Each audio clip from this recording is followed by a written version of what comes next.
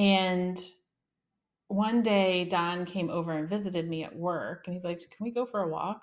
I was like, "Sure." And then he Never started a good start to a conversation. we need to talk.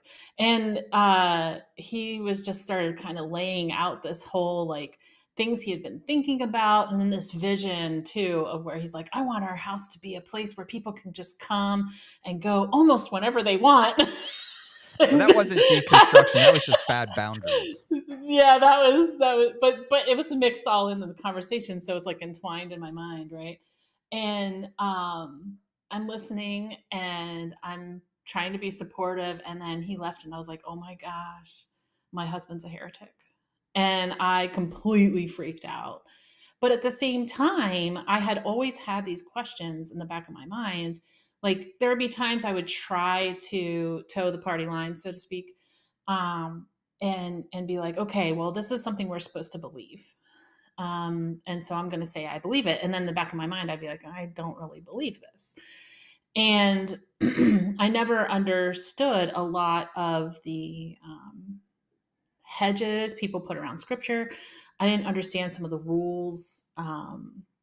The obsession with all things sex and like how much that was pushed at us, especially as teenagers. Of there's this specific type of marriage, and you can have sex within that marriage, and then everything else is sin. You know, and and the homophobia didn't sit well with me, and there was all kinds of things that I had questions about, but I was taught that questions were wrong.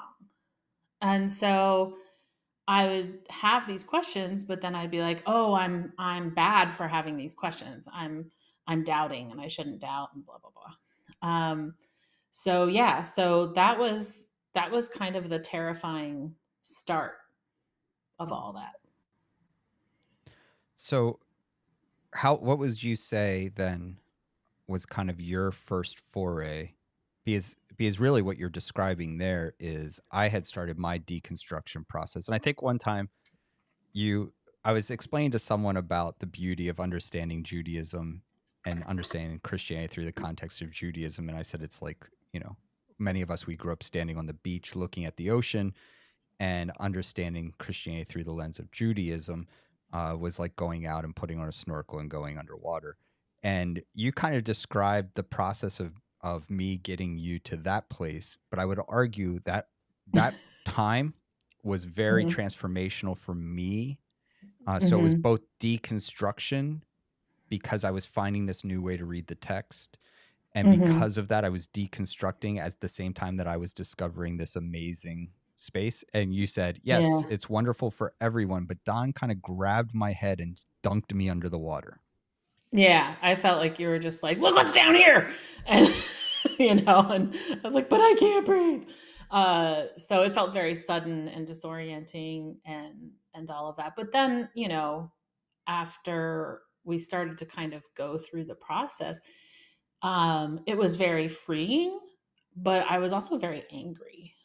Um, we were attending a solidly evangelical church, and there had been so many things that had been said and taught at that church that really harmed me, and harmed Don and harmed a lot of other people, I'm sure.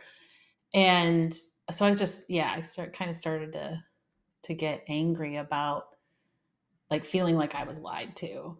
Yeah. And and that's difficult because I do think there are people who weaponize Christianity and weaponize a certain interpretation of the Bible. But I think there are a bunch of other people who truly believe these things that I see as harmful. Sure. And so in some way I felt like my anger was justified, but in other, like later on, I was like, well, they actually believe this. Yeah. It Like, reminds me of like, who's to blame for believing that the sun goes around the earth? Uh, right.